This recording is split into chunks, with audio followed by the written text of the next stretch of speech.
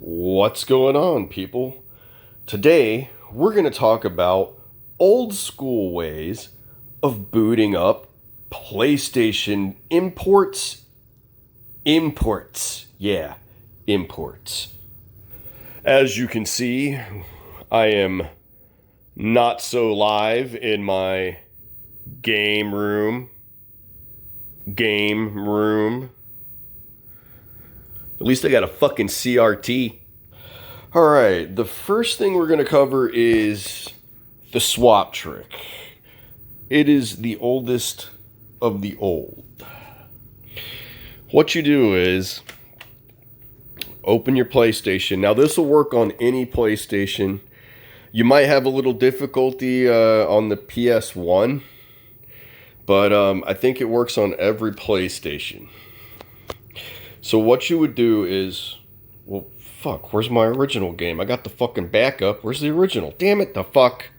Okay, I found a demo disc. Anyway, you put it in. Make sure the button in the back is depressed so it thinks that the door is closed. Lid, whatever. And then you turn it on. I'm not going to do it because it'll fuck up your laser if you do it enough times. So I'm not going to do it. I'm just going to do a kind of a demo. Yeah, like a little demo, but not demo, but demo. Okay, so when you turn it on, you'll notice that it'll spin. Well, shit. Maybe if I did that. Okay, there we go. You'll notice that it spins. When it gets to right there, you would swap it. And then you would swap it back with that. And then you would swap it with the backup again until you got that screen. That screen means everything is all good. The game is going to load and your gravy trains. So yeah, you would have to take it out while it's spinning, put the backup in, take the backup out while it's spinning, put the original back in, finally take the original back out and put it back. And you got to do it at a certain time or else it's not going to work. So fuck that method. The next old school method we have, the ye old mod chip. Yes, the mod chip. These were very popular back in the day. Very popular. In fact, I still have some that are just lying around. Well, one or two. I'm going to keep those bitches. Pretty fucking good part of PlayStation history. Anyway. The way the PlayStation authenticates a disc is when you turn it on, I think it's the Mechacon tells the CD controller to look right around the inner ring of the disc there, where the wobble is. There's a code in the wobble, which is the copy protection. And depending on what region you're in, the code has to match the region in the console. So put that down. So what happens is if you try to play an import game, it's going to show a foreign code on a domestic system. It's not going to boot. If you try to play a backup, there's no code at all, so it's not going to boot. Enter the mod chip. What a mod chip does, and you actually have to solder these wires, solder the wires to the freaking motherboard. Yeah, it's not easy. I've got soldering experience, and I still fuck them up. I fucked one up the other day trying to fucking put the chip in. I think it was because I had to take this one out. Dude wanted me to take this one out and put my MM3 in. I don't know why. This is a PS&E, and they do different things, more or less, but the same thing. And I fried it. So, still fucking happens. You know, and I've been doing it a minute. Anyway, once it's all soldered in there and it's all nestled nice and neat, what it does is it tricks the PlayStation into thinking that any game you put in there is an original. So it'll boot imports and it'll boot backups once you've installed the mod chip. And there's different mod chips that do different things. There's the classic 4-wire mod chip, which is the old Crow mod chip. It just, once you turn it on, it's on. Then there's stealth chips. Stealth chips, after the code is injected, what a mod chip does is it blocks off the CD controller information going to the the Mechacon going to the CD controller and inserts its own. I think that's how it works. Don't quote me on that. Anyway, these stealth chips, they will inject the code at the right time needed and then shut themselves off or timeout. So they cannot be detected by anti-mod chip games. Now, there's only a few anti-mod chip games out there, but if you have anything but a stealth mod chip, it'll be detected unless you patch the game. So that's how a mod chip works. Now we're going to move over to the game enhancer. The game enhancer, also known as the Goldfinger. Gee, who ripped who off on this one? Which pirate ripped off which pirate first? So these things, they work like a Game Shark. You can enter cheat codes.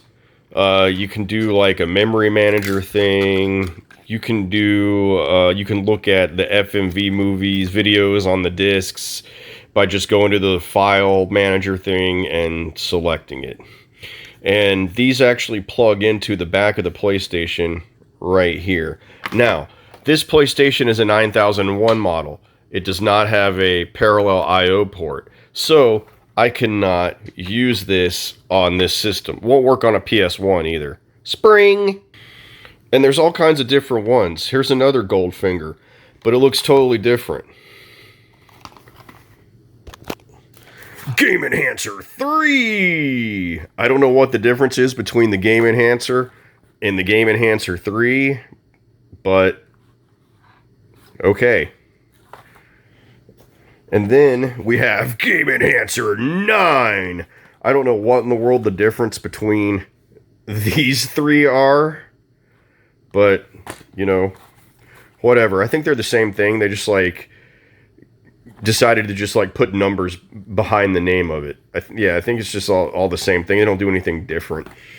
And this one is actually the best one because it says Pro Action Replay. This is not a Pro Action Replay. It's a fucking Game Enhancer or Goldfinger that just says Pro Action Replay. And it's pretty cool because it's like purple transparent. You can like see the circuits inside and shit. Yeah. So the way that these things work is basically you plug it in, you turn it on, you take this, where'd that spring go? You take the spring and you put it back there like that. That way,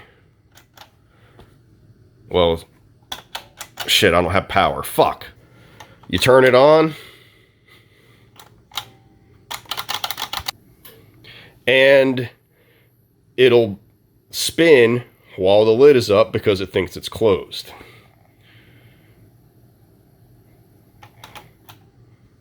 So with one of these plugged in, you turn it on, the disc will spin, then it'll stop.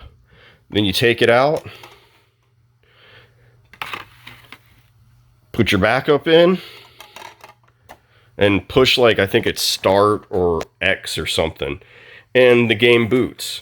So the way that these things work is they actually stop the booting process after the wobble on the disc has been read. And then you swap the disc and then you continue the boot process, the game loads. Pretty ingenious. Alright, and so that is the Game Enhancer. Now, there is one more way, well, actually two. There's a new way called Free PSX Boot. It uses a memory card exploit to play imports and backups. But that's more of a newer school, and since this is a video about old school, there's one more to cover, and that is the boot discs. This is the Breaker Pro. I did a video about this years ago. Pretty much allows you to play PS1 games on your PlayStation 2. However, it works on the PlayStation 1. And what it is you put this disc in.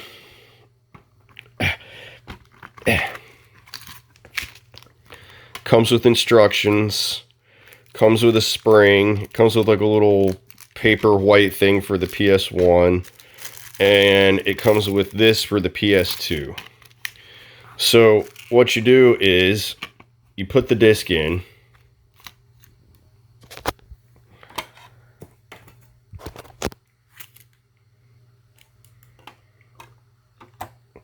Turn it on. The disc will spin. And it'll stop. And then you select, I think, start game. And then it'll say insert import. So then after it stops, you just take it out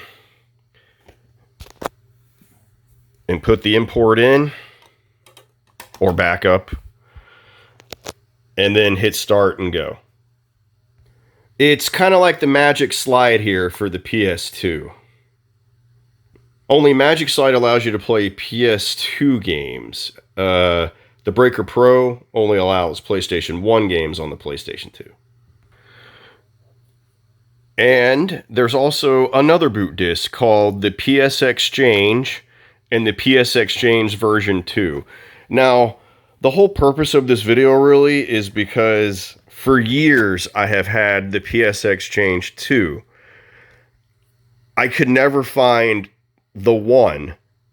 Everybody always had the 2 online, but nobody ever had the 1. Found this on eBay the other day, bought it. The guy says it's, been untested, no warranty, whatever. So I went ahead and bought it, $25 shipped, whatever, just so I could have the first version. Now, the difference is this version has a way to enter Game Shark codes so you can cheat on games. This one does not have it. That's the only difference. This one does the anti-mod chip code, which is, basically it's like a Game Shark code, but it's for the anti-mod games. This one doesn't have it. That's the only difference. And the way these games work, boot discs work, is basically like the Breaker Pro. You put it in, you turn it on. And actually, I need to demo this, so let's go! Hopefully I don't need a controller plugged in.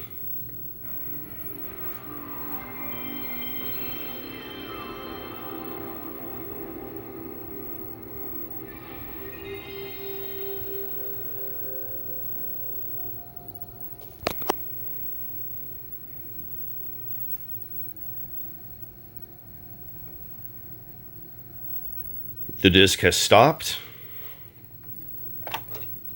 Take it out. Put in the import / backup. And it does say press start. So fuck, I need a controller. Alright, got the controller plugged in. Let me hit start. Disc starts spinning.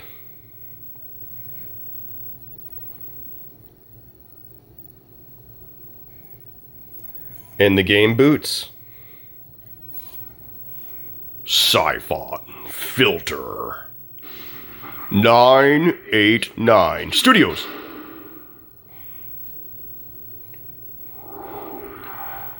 And that's that. Alright, great. So it works. I can give the guy feedback that it works. Excellent. It did not come with the instructions or the spring or the slide card. It just came with the disc and the artwork and the case. That's it. Now there's a few different variants of these. Mine say PS Exchange. Some of them just say boot disc and then version 1. Others say utility disk. These are black on the bottom. Some are silver on the bottom. Like this one, it's silver on the bottom instead of black. But these are factory pressed. You can't burn them. It doesn't work if you burn it. You have to have a factory pressed one. So either black bottom or shiny silver bottom like a regular CD.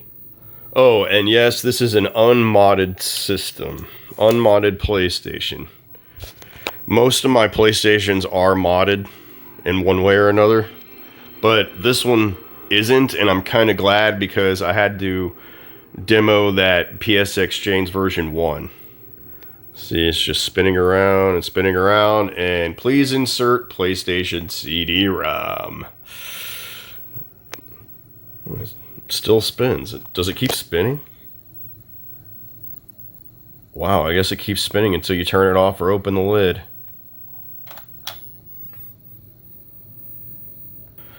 Alright, well that's it for this video of how to boot PlayStation backups and imports old school ways. Until next time, later. Game Station!